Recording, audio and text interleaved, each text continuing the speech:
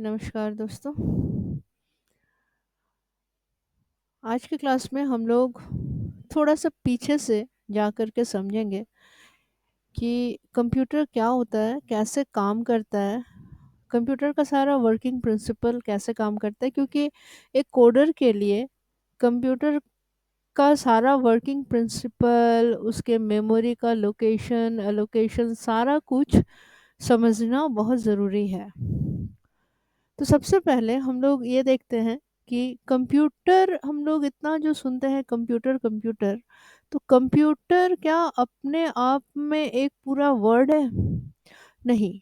Computer abbreviation है, एक एक वर्ड है जिसको जिसका इसका जो फुल फॉर्म है, वो जो एंशियंट डेफिनेशन, एंशियंट जो फुल फॉर्म होता था इसका, वो था कॉमन मल्टीपर्पस यूनिट टर्मिनल। इसका मतलब है कॉमन, कैसे देखो, COMPUTER, ये हम लोग पढ़ते थे जब एंशियंट डेफिनेशन में ये आता था। कॉमन, कॉमन मतलब एक सामान्य सा मल्टीपर्पस यूज में आता है, बहुत सारे टर्मिनल से बना हुआ एक यूनिट, उसको हम लोग कंप्यूटर कहते थे।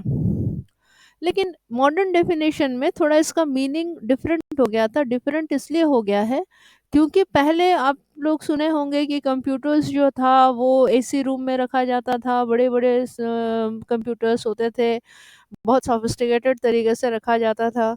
लेकिन आज के डेट में कंप्यूटर्स इजीली, मैंने सब पॉकेट में लेके घूम रहे हैं, सब बैग में लेके घूम रहे हैं कंप्यूटर्स। तो इसलिए मॉडर्न डेफिनेशन जो है इसका फुल फॉर्म का, वो चेंज हो गया। अभी इसका फुल फॉर्म है कॉमन, देखिए, common operating CO, common operating machine, purposely used for trade, education and research. आजकल ट्रेड, एजुकेशन एंड रिसर्च में सब जगह ये यूज़ होता है। और ये जो फुल फॉर्म है ना, ये हमेशा किसी न किसी कॉम्पिटिटिव एग्जाम्स की अगर आप लोग तैयारी कर रहे हैं तो उसमें ये हमेशा पूछा जाता है, what is the full form of computers. तो आपको MCQ क्वेश्चंस में आ सकता है कॉमन मल्टीपर्पज यूनिट टर्मिनल, या ये पूरा common operating machine purposely used for trade, education and research. ठीक है। तो डेफिनेशन इसका ये है कि कंप्यूटर का डेफिनेशन क्या, व्हाट इज कंप्यूटर अगर पूछा जाए तो कंप्यूटर एक इलेक्ट्रॉनिक डिवाइस है। Computer is an electronic device which takes data as an input and processes it depending on software and gives us information as an output. अब देखिए, ये जो डेफिनेशन है ये भी आपको याद करने का ज़रूरत नहीं है। अभी जो हम लोग समझने वाले हैं ये डेफिनेशन आपको अभी तुरंत याद हो जाएगा। इसके लिए आप क्या समझेंगे, इसका वर्किंग प्रिंसिपल समझते हैं। वर्किंग प्रिंसिपल बहुत very very important, very important है। किसी का भी, हमारा, आपका, हर किसी का जो है वर्किंग प्रिंसिपल सेम होता है। अभी हम आप लोग इस यूट्यूब के चैनल के ज़रिए आप मुझे सुन रहे हैं, तो सुनना, आपका सुनना, आप में वो इनपुट गया, आप उसको समझ रहे हो, वो आपके में प्रोसेसिंग हो रहा है। आप कमेंट्स के द्वारा या कमेंट्स के द्वारा या कुछ लिख के आप जो कुछ भी उसका उसके बारे में बता रहे हो, समझ रहे हो, या अपना नोट्स बना रहे हो, दैट इज़ योर आउटपुट। तो डेली रूटीन में भी, ज़्यादातर बुक्स में भी हम लोग को मिलता है कि एक ऑरेंज लिया, ऑरेंज जो हुआ वो इनपुट है, प्रोसेस करते हैं, ग्राइंडर मशीन में रखते हैं, मिक्सी में डालते हैं, वो प्रोसेसिंग हुआ, आउटपुट में वो आपको जूस देता है। तो ये हुआ इनपुट, प्रोसेस और आउटपुट। तो एक, अगर हम लोग ह्यूमन बॉडी को लेके चले तो हम लोग देखते हैं कि कान, अभी आप लोग सुन रहे हैं तो कान आपके लिए क्या हो गया, इनपुट डिवाइस हो गया। देख रहे हैं, आंख आपके लिए क्या हो गया, इनपुट डिवाइस हो गया। हमारी बॉडी का जो आंख और कान अभी है, अभी अभी का जो प्रोसेस चल रहा है, हम लोग पढ़ रहे हैं, सीख रहे हैं, तो कान से सुन रहे हैं, आंख से देख रहे हैं, तो हमारी बॉडी का जो इनपुट डिवाइस है वो कान और आंख हो गया। समझ रहे हैं, दैट इज प्रोसेसिंग, प्रोसेसिंग हो रहा है, तो वो कहाँ हो रहा है, हमारे ब्रेन में हो रहा है प्रोसेसिंग। आउटपुट, वही मैंने कहा कि हम लोग लिख के देंगे या बोल के देंगे, तो हमारा मुंह या हाथ जो हो गया हमारा आउटपुट डिवाइस हो गया। सिमिलरली सेम टू सेम हम लोग कंप्यूटर में भी जो भी कुछ करते हैं, जो भी कुछ लिखते हैं, कैसे लिखते हैं? थ्रू कीबोर्ड लिखते हैं या माउस के ज़रिए। हम अभी देखिए ये जो बार है इसको मूव कर रहे हैं, तो क्या है ये इसके द्वारा हम आपको समझा रहे हैं, या कुछ भी यहाँ पे हम लिखेंगे तो कैसे लिख रहे हैं? थ्रू कीबोर्ड लिख रहे हैं। देखिए लिखा मैंने, वाई लिखा, कीबोर्ड के ज़रिए लिख रहे हैं। तो कीबोर्ड और माउस से हम लोग इसमें इनपुट डाल रहे हैं। इसका प्रोसेसिंग होता है सीपीयू में, और जो भी कुछ आउटपुट, जैसे हमने अभी ए कीबोर्ड से ए प्रेस अगर हम करते हैं, ए प्रेस किए तो ए कहाँ दिखा? ये जो स्क्रीन आपको दिख रहा है मॉनिटर में शो हो रहा है। तो मॉनिटर जो हुआ, या आपका वीडियो भी बोलते हैं इसको, VDU, ये आपका आउटपुट डिवाइस हो जाता है, आउटपुट यूनिट हो जाता है। तो यहाँ पर इनपुट के लिए हम लोग कीबोर्ड और माउस, ऐसा कोई भी डिवाइसेस जिसके द्वारा कुछ भी सिस्टम पे डाला जाता है वो इनपुट डिवाइस कहलाता है। इनपुट आप अपने तरफ सोच के देखिए, आप अपना एक फ़ोटो लिए, फ़ोटो को इसमें डालना है, हम क्या करेंगे? हम स्कैन करेंगे उसको। आपका सिग्नेचर है, आपको कोई फॉर्म भरना है और सिग्नेचर को आपको उसमें अपलोड करना है, तो सिग्नेचर आपके कंप्यूटर में या लैपटॉप में रहना चाहिए। क्या करेंगे आप? उसको स्कैनर, या तो आप फ़ोटो खींचेंगे तो आपका कैमरा जो हो गया वो आपका इनपुट डिवाइस हो गया, या नहीं तो फिर स्कैन करेंगे, स्कैनर जो हो गया वो आपका इनपुट डिवाइस हो गया। अभी हम बोल रहे हैं माइक के थ्रू बोल रहे हैं, तो माइक जो हो गया वो आपका इनपुट डिवाइस हो गया। तो कहने का मतलब है कि वैसा कोई भी डिवाइस जिसके द्वारा हम लोग इसमें कुछ भी डालते हैं वो आपका इनपुट डिवाइस होता है। कंप्यूटर का सारा जो भी कुछ अब इसके अंदर हम लोग एंटर किए, वो क्या हुआ? वो सीपीयू में गया, सीपीयू में प्रोसेसिंग हुआ, और आउटपुट जो डिस्प्ले शो करता है वो आपके मॉनिटर में, मतलब स्क्रीन में। मॉनिटर मतलब आप समझ लिए तो स्क्रीन हो गया, या नहीं तो वीडीयू बोलते हैं, विजुअल डिस्प्ले यूनिट, या नहीं तो फिर विजुअल डिस्प्ले यूनिट में आपका वीडियो में शो करता है। ठीक है।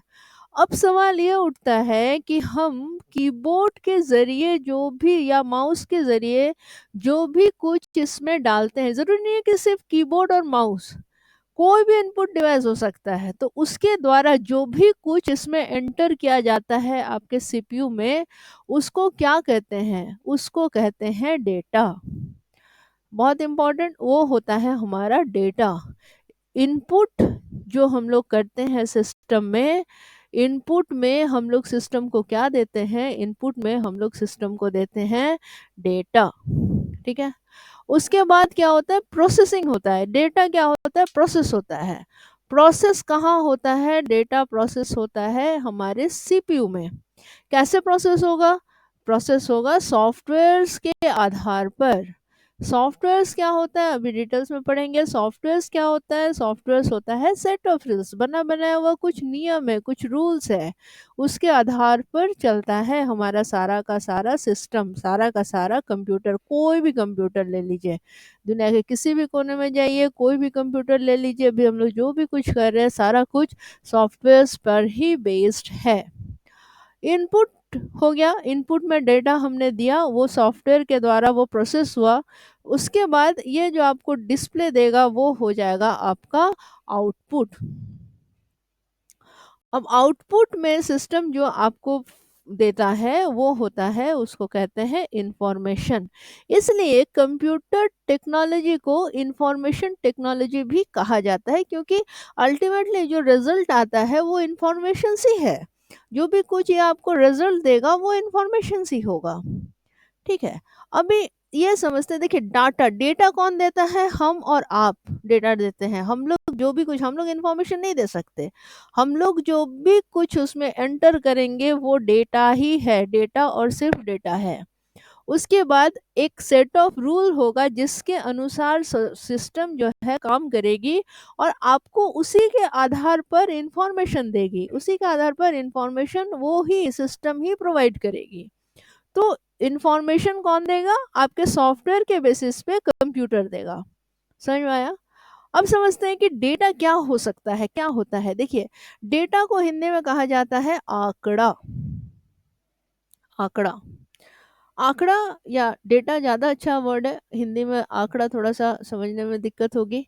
आंकड़ा या डेटा, देखिए क्या है, any kind of related facts, कोई भी किसी भी तरह का फैक्ट्स, फैक्ट्स मतलब वो सही होना चाहिए, वो जानकारी सही है, वो रिलेटेड भी है, तो related, any kind of related facts which has no meaning.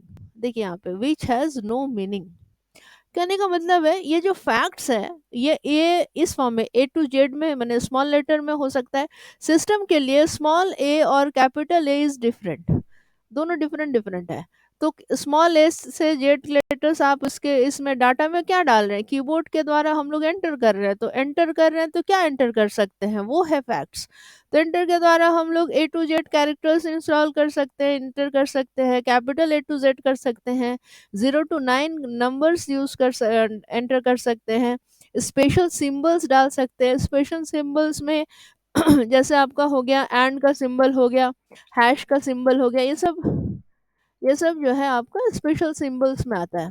तो स्पेशल सिंबल्स हम लोग ऐड कर सकते हैं। अभी जैसे मैंने कहा कि आपका फोटो इसमें डालना है, तो फोटो इसमें डाल सकते हैं। तो फोटोज जो हो गया, देखिए एनी फैक्ट्स, फैक्ट्स मतलब वो सही है, जो एक जानकारी होगी वो सही होगी। जैसे देखिए एक एग्जांपल लेते भी समझ में आ जाएगा। एक लाइन एग्जांपल के तौर पे ये वाला लिया हुआ है, एग्जांपल 1 में लिखा हुआ है मनोज 25, रांची मैनेजर 35,000, और यहाँ सपोज उसका फोटो है। अब ये क्या है, ऐसे तो इसका कोई भी मतलब नहीं समझ में आ रहा है कि मनोज किसी का नाम होगा, 25 एक नंबर है, रांची एक सिटी का नाम है, मैनेजर एक डेजिग्नेशन होता है, और 35,000 कुछ है, नहीं पता क्या है। मान लीजिए इस तरीके से ये लिखा हुआ है, तो ये जब ये क्या है ये, लेकिन अगर इसको हम ऐसे देखेंगे तो इसका एक मतलब निकलेगा, लेकिन अभी नहीं है, अभी ये डेटा के फॉर्मेट में है। तो डेटा के फॉर्मेट में सिर्फ है मनोज 25, रांची मैनेजर 35,000, ऐसे है। नेक्स्ट और एक एग्जांपल देख रहे हैं, वी डूइंग, ऐसे लिखा हुआ है कुछ, वी डूइंग जीट क्लास कोडिंग आर। अब इसको अगर ऐसे, इसको भी अगर ऐसा देखते हैं तो इसका भी कोई मतलब नहीं है मेरे सामने। देखिए इस सेंटेंस का कोई मतलब नहीं आ रहा है। We doing JIT class coding are, क्या मतलब है, कुछ मतलब नहीं है। अब मान लीजिए कि डेटा के बेसिस पे तो ये एंटर हो रहा है, और इसको हम लोग मान ले रहे हैं 1 2 3 4 5 6, ऐसा नंबरिंग कर दिया गया है। अब एग्जाम्पल 1 में आपका जो सॉफ्टवेयर है, सॉफ्टवेयर जो है वो कहाँ गया, देखिए ये डेटा जब जब आपने यहाँ पे इनपुट किया, डेटा में ये डाला, तो क्या होगा, ये कहाँ जाएगा, ये प्रोसेसिंग में जाएगा। तो प्रोसेसिंग में कहाँ जा रहा है, CPU में। कैसे काम करेगा, इसका अपना एक सॉफ्टवेयर होगा। सॉफ्टवेयर में क्या है, सेट ऑफ रूल्स है, बना बनाया हुआ कुछ नियम है कि तुमको जो भी मिले तुम क्या करो, इस फॉर्मेट में उसको सजा दो। तो क्या हो गया, नेम एज सिटी डेजिग्नेशन, ठीक है। तो name as city designation salary और फोटो, इस तरीके से उसके इसके सॉफ्टवेयर में डाला हुआ है। दूसरा नंबर का जो एग्जाम्पल है, इसमें ये दिया हुआ है कि जो भी कुछ आता है, सेट ऑफ रूल्स, आपको जो भी कुछ मिलता है उसको इस तरीके से अरेंज कर दो, पहले 1 को डालो, फिर 6 को रखना, फिर 2, फिर 3, फिर 5, फिर 4। जो भी इंसर्ट इंसर्ट किया जाएगा उसको इस तरीके से, जो भी इनपुट किया जाएगा उसको इस तरीके से उसको अरेंज कर देना है। अब देखिए ये अरेंज कर देना है, ये तो सॉफ्टवेयर का रूल हो गया। तो ये आपको आउटपुट में क्या देगा, यहाँ जो आउटपुट है उसमें आपको क्या मिलेगा, इंफॉर्मेशन मिलेगा। कैसा इंफॉर्मेशन मिलेगा, ये जो डेटा है उसी को एनालाइज करके आपको एक इंफॉर्मेशन दिया जाएगा। जैसे analyze data is known as information, Hindi में अगर कहा जाए तो विश्लेषित आंकड़ों का समूह सूचना कहलाता है। इंफॉर्मेशन को हिंदी में कहेंगे सूचना। तो इसलिए कंप्यूटर टेक्नोलॉजी को सूचना एवं प्रौद्योगिकी विज्ञान भी कहते हैं। तो यहाँ पर हम लोग इसको हमें क्या इसका इंफॉर्मेशन मिला, देखो इस तरीके से इंफॉर्मेशन आया। क्या आया, ये नेम नेम के जगह पे आ गया हमारा, देखो नेम के जगह पे आ जाएगा मनोज, एज के जगह पे आ गया 25, ये सिटी के जगह पे आ जाएगा रांची, डेजिग्नेशन में आएगा मैनेजर, सैलरी में आएगा 35,000, और फोटो जो है फोटो, यहाँ पे उसका कोई फोटो होगा। तो आपको एक इसका मीनिंग मिल रहा है, एक अर्थ निकला कि मनोज नाम का कोई है, वो 25 साल का है, वो रांची में रहता है, वो मैनेजर है, और उसकी सैलरी इतना है, और वो ऐसा दिखता है।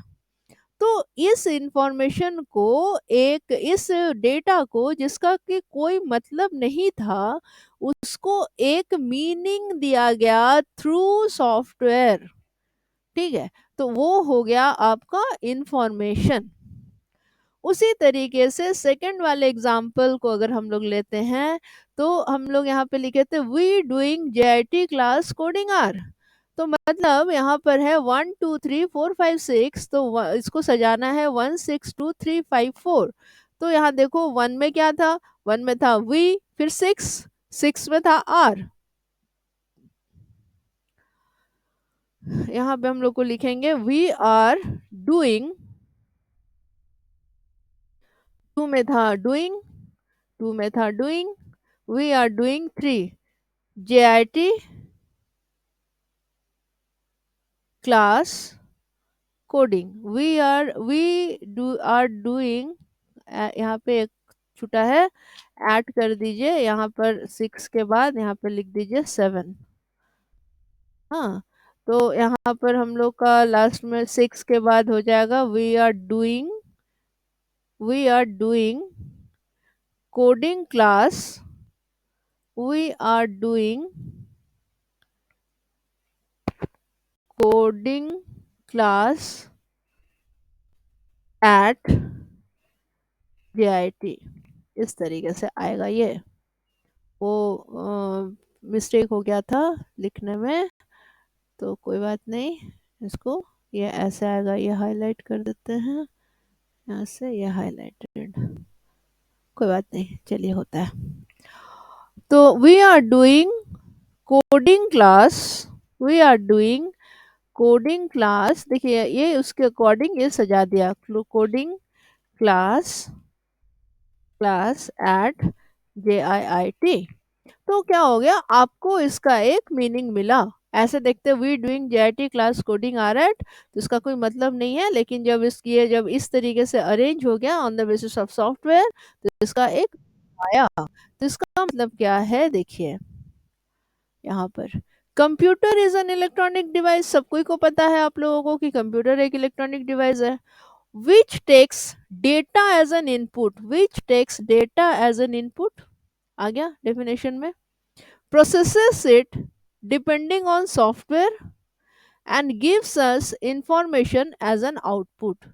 तो आपको कंप्यूटर का डेफिनेशन याद करने की भी ज़रूरत नहीं है, अगर आप इसके वर्किंग प्रिंसिपल को समझ गए हैं। अक्सर क्वेश्चंस में आएगा, अक्सर अगर आप किसी भी कॉम्पिटिटिव एग्जाम्स में भी बैठ रहे हैं, स्किल टेस्ट में भी बैठ रहे हैं, तो what is the working principle of computer, तो आप बोलेंगे input process and output, which we take input data as an input, process it on the basis of softwares and gives us information as an output। इस तरीके से ये आपको आपका जो है डेफिनेशन जो है वो आ जाएगा।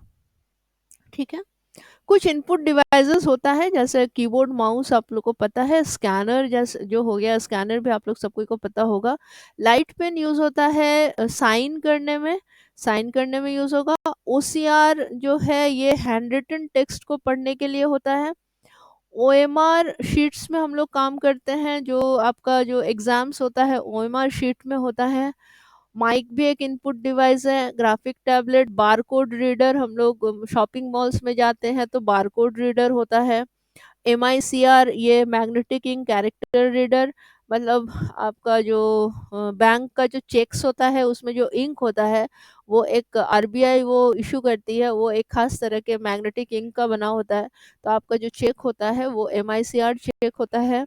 जॉयस्टिक हम लोग आजकल किसी भी गेम जोन में जाते हैं तो जॉयस्टिक के थ्रू हम लोग खेलते हैं। तो ये सारा जो हो गया इनपुट डिवाइसेस हो गए। और आउटपुट डिवाइसेस में हम लोग जानते हैं कि जैसे मॉनिटर हो गया, मॉनिटर जो स्क्रीन हम लोग देखते हैं, प्रिंटर, ऐसा कोई भी डिवाइस जिसके थ्रू हम लोग कुछ भी आउटपुट लेते हैं। प्लॉटर मैंने बड़े बड़े जो आर्किटेक्चरल डिज़ाइंस होते हैं उसको प्रिंट करने के लिए जो मशीन होता है वो प्लॉटर कहलाता है। ठीक है। तो यहाँ पर हम लोग समझ लिए हैं ये कुछ चीज़ों को। आई होप कि आप लोग को समझ में आया होगा। नेक्स्ट जो इम्पोर्टेंट टॉपिक है वो है इसका सेंट। देखो यहाँ पे इनपुट तो समझ में आपको आ गया, प्रोसेसिंग आउटपुट भी समझ में आ गया। इसको समझते हैं प्रोसेसिंग कैसे होता है। सीपीयू, हम लोग सब जानते हैं कि सीपीयू जो है एक बॉक्स सॉर्ट ऑफ होता है, और उस बॉक्स में सारा चीज़ हम लोग का एंटर होता है। हमारा इनपुट मतलब कीबोर्ड डिवाइस वगैरह एक बॉक्स में लगा हुआ रहता है। फिर आउटपुट हमारा मॉनिटर से हमको आउटपुट दिखता है। ये सबके सिस्टम में होता है। अब देखो ये जो है सीपीयू का ये ब्लॉक डायग्राम है, बहुत इंपॉर्टेंट है ये भी। अगर आप लोग कंप्यूटर साइंस के स्टूडेंट हैं तब भी ये ब्लॉक डायग्राम ऑफ कंप्यूटर है। बहुत सिंपल वे में देखिए, समझ लीजिए। देखिए सीपीयू को मेनली तीन भागों में बांटा गया है। एक को कहते हैं कंट्रोल यूनिट या बॉस, जिसको हम लोग माइक्रो प्रोसेसर भी कहते हैं। दूसरा होता है arithmetic and logic unit, that is ALU, arithmetic and logic unit, जो मैथ मास्टर कहलाता है। और एक होता है मेमोरी यूनिट, जो मेमोरी मैनेजर है। अब देखो क्या होता है एक्चुअली में, अ, हम लोग इसको थोड़ा सा डिफरेंट टाइप से समझते हैं। देखो यहाँ पर, देखो एक मान लीजिए एक बॉस है किसी कंपनी का। वो बॉस कहीं से इनपुट लेता है और आउटपुट देता है। मान लीजिए ये सिर्फ ऑर्डर लेने और देने का काम करता है, बॉस है। तो वो इनपुट लिया, मतलब एक ऑर्डर ले रहा है कि तुम ये बताओ, इनपुट में उसको मिलता है काम, कि वो बोलता है $2 बराबर कितना रुपया, तुम बताओ मुझे। बॉस को नहीं पता, बॉस को एक्चुअली कुछ नहीं पता। वो क्या करता है, बॉस सिर्फ और सिर्फ चीज़ों को अपने लोगों से काम करवाता है और डेटा को सिर्फ इधर से उधर ट्रांसफर करता है। ये बॉस का काम है। अब बॉस के अंडर में दो लोग काम कर रहे हैं, और एक है आपका मैथ मास्टर और दूसरा है आपका मेमोरी मैनेजर। दो लोग काम कर रहे हैं। तो ये जो मैथ, सबसे पहले बॉस क्या करेगा, ये जो चीज़ है इसको मेमोरी मैनेजर के पास दिया। मेमोरी मैनेजर को वो बोला कि तुम बताओ $2 बराबर कितना रुपया है। क्योंकि उसको ये जानना है $2 बराबर कितने रुपया है। तो मेमोरी मैनेजर के पास वो इसको भेजा एक नंबर में। तो मेमोरी मैनेजर अपने मेमोरी में देख करके बोला कि $2 बराबर तो नहीं पता, लेकिन मेरे मेमोरी में है $1 इज इक्वल टू 75 रुपीज। तो क्या हुआ, ये 75 रुपीज जो हुआ ये इसके पास वापस दे दिया गया बॉस को। अब बॉस के पास एक दूसरा आदमी काम कर रहा है। कौन काम कर रहा है, मैथ मास्टर। तो मैथ मास्टर के पास फिर वो दे रहा है कि अगर $1 इज इक्वल टू 75 रुपीज है, तो $2 बराबर कितना। मैथ मास्टर के लिए इजी है, वो इसको मल्टीप्लाई कर दिया। मल्टीप्लाई करके यहाँ पे 150 रुपीज हो गया।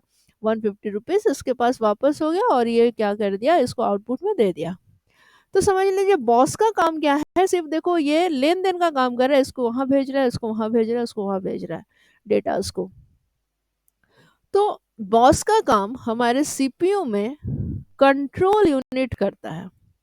Control unit is the boss. तो हम लोग जब भी सिस्टम लेने जाते हैं, आप पूछते हैं ना कि जैसे आपका सिस्टम कौन सा सिस्टम है, i1, i2, आई वन नहीं, i3, i5, i7, i9, कौन सा सिस्टम है, माने उसका माइक्रो प्रोसेसर कौन सा है। पहले पेंटियम आता था, 486 आता था, अब तो वो सब नहीं है। अभी i3 का हुआ। तो i3 कौन सा है, तो वही आपका जो पूछते हैं ना, i3 सिस्टम है या i5 सिस्टम है, वो आपका बॉस है। बॉस मतलब वही आपका माइक्रो प्रोसेसर है, जो कि पूरे के पूरे सिस्टम को वही कंट्रोल कर रहा है, और इस बॉस के अंडर में ही सारा लेन देन हो रहा है। अगर ये नहीं रहेगा तो आपका डाटा ट्रांसमिशन होगा ही नहीं। फिर एरिथमेटिक एंड जितना भी एरिथमेटिक एंड लॉजिकल कैलकुलेशंस है, वो आपका ये मैथ मास्टर कर रहा है, जो कि एएलयू है, अरिथमेटिक एंड लॉजिक यूनिट है। उसमें अलग से एक यूनिट होता है एएलयू का। और एक सब बहुत इंपॉर्टेंट यूनिट होता है जो मेमोरी यूनिट का काम करता है, मेमोरी मैनेजर का काम करता है। ये मेमोरी यूनिट को हम लोग अभी डिटेल्स में पढ़ेंगे। तो आई होप कि इन तीनों का काम इस वाले एग्जाम्पल से आप लोग को समझ में आ गया होगा। यूनिट का जो क्लास है ना वो हम लोग नेक्स्ट नेक्स्ट वीडियो में देखते हैं। Okay, thank you.